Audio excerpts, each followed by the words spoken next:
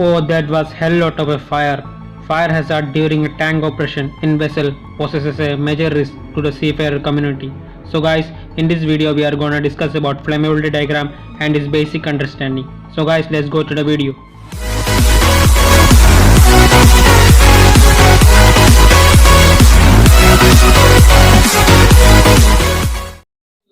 Cargo operation in tank involves a lot of pre-planning and discussion to prevent any kind of accident or mishaps.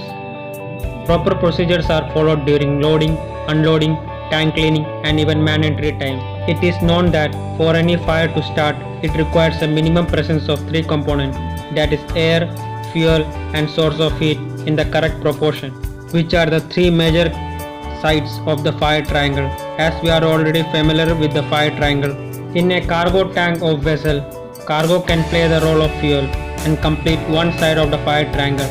Any spark, heat from the adjacent compartment or from the hot work or even atmosphere heat can act as a source of heat in the tank. The atmosphere air containing 21% oxygen serves to provide sufficient oxygen for the fire triangle to complete and a fire hazard to take place. Removing any one side of the fire triangle will be an effective step to prevent fire hazard on board a ship. But the question is, which side of the fire triangle should we remove? So the best possible way is to remove the air part of the triangle, that is the oxygen. We can remove it by simply inerting the atmosphere of the tank. Inert gas, which inert the atmosphere of tank by keeping the oxygen content to a minimum, which breaks the fire triangle. The oxygen content in the inert gas is about 5% and minimum oxygen concentration required for the combustion is 8% on board a ship. To be on the safer side, the oxygen content in the inert gas is usually kept at 2 to 3%. To study any tank atmosphere on board a ship, flammability diagram is very important tool. So guys, this was the basic introduction. So guys, let's go to the flammability diagram. So this is the flammability diagram. The x-axis represent percentage by volume for the oxygen and y-axis represent percentage by volume for hydrocarbon gas. You can see it very clearly guys. So guys, one more important thing is that percentage for the hydrocarbon which is required for the upper flammable limit and for the lower flammable limit is decided by the MSDS, that is Material Safety Data Sheet. Now what is UFL, that is upper flammable limit? That is the highest concentration of vapor, or you can call it gas, that will produce flash of fire when an ignition source, say heat from the adjacent bulkhead or arc or flame is present, and it will produce flash. And what is LFL, that is lower flammable limit? It is the lowest concentration of vapor or gas that will produce a flash of fire when an ignition source from the adjacent bulkhead or from any hot work it will brought in near to that particular cargo or to that particular fuel, it will produce flash of fire. So between this particular limit the fire will occur, and above upper flammable limit and below lower flammable limit there will be no flash of fire, and above upper flammable limit and below lower flammable limit no flash of fire will occur, as the concentration of hydrocarbon above upper flammable limit is more and the amount of oxygen, that is the concentration of oxygen, is less in number.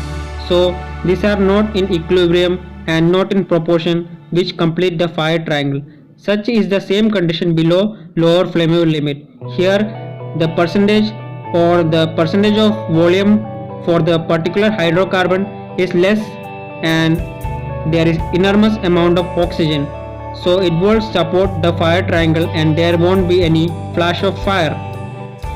So guys, before learning how to draw the diagram, let's first have a look at the line AB, which represent the concentration of mixture that include air, and hydrocarbon gas only, that is this line.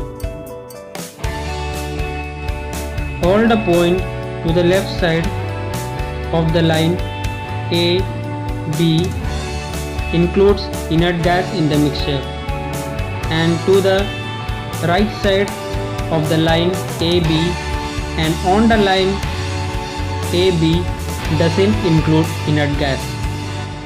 One more important thing you must know is that if the oxygen content in the atmosphere is more than 21% by volume, then this particular flammability diagram is not valid. When inert gas is added to the tank atmosphere, the concentration inside the tank changes drastically. So does the upper flammable limit, and the lower flammable limit changes drastically. It can be seen from the diagram that the upper flammable limit and the lower flammable limit converges to the point E when the tank is inerted, or you can say that when inert gas is added to the tank.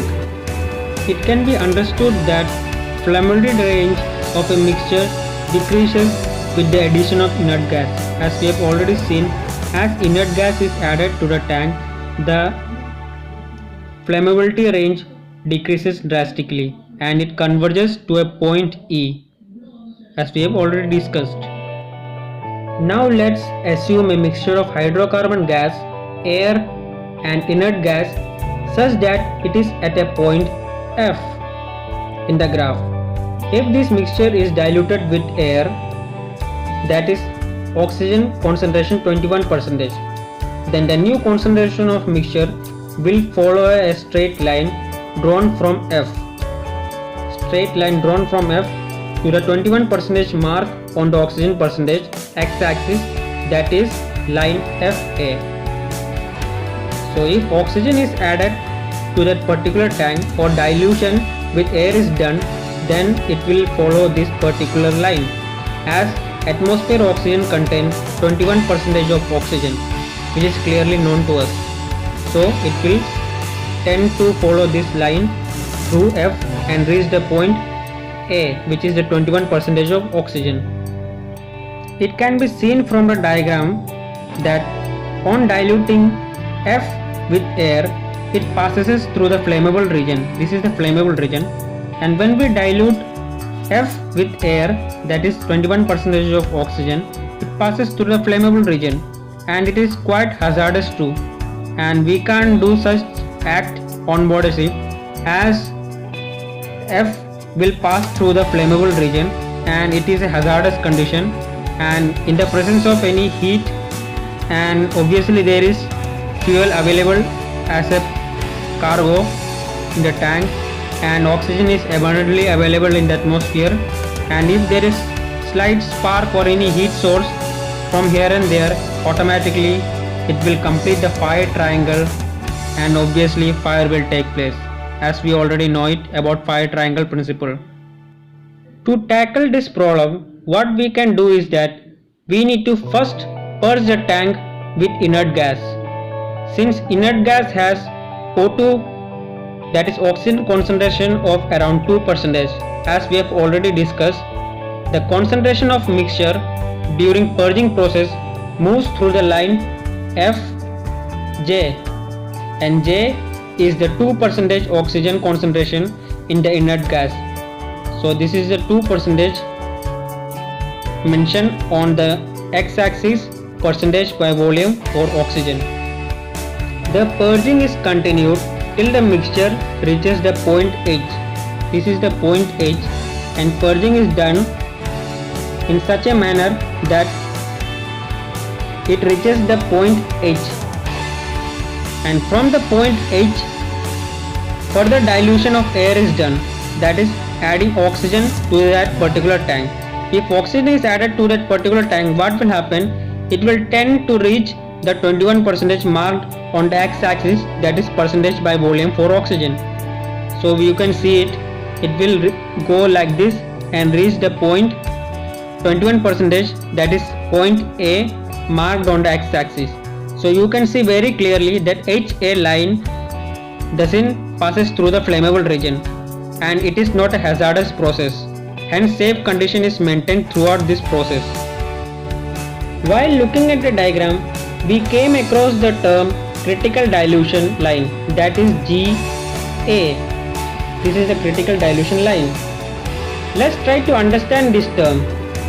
The line GA passes by just touching the flammable region portion of the diagram. So it just touches this particular region. If the mixture F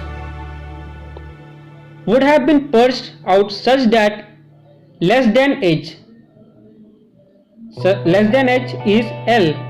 If it is purged in such a manner, then while dilution with the mixture, it would have passed through by just touching the flammable region.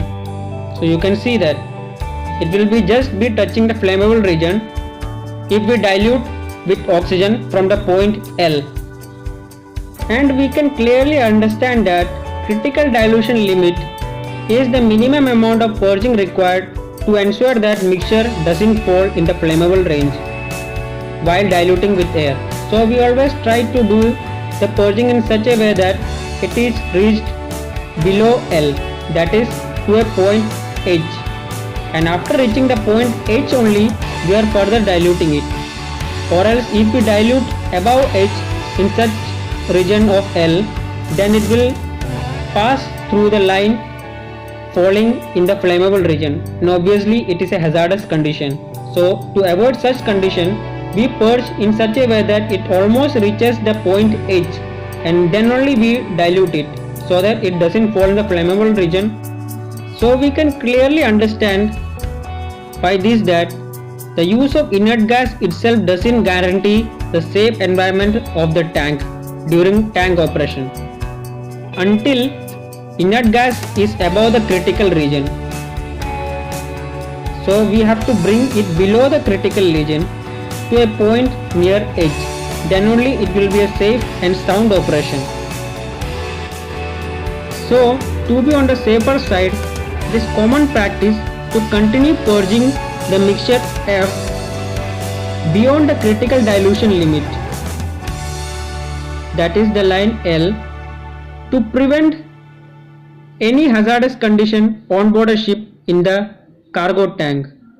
So that's why we always try to purge the tank below the critical line and nearer to the point H, so that upon dilution with air it doesn't passes through the flammable region and hence no hazard take place on board a ship.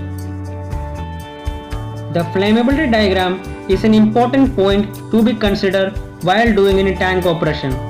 An understanding of the flammability diagram is very necessary to prevent any fire risk not only to oneself but also to the fellow seafarers. So guys, we should know this flammability diagram very clearly. Before ending this video, I have a question for you.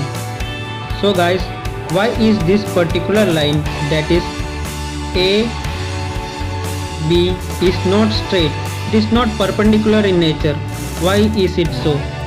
If you can answer it, please comment down below.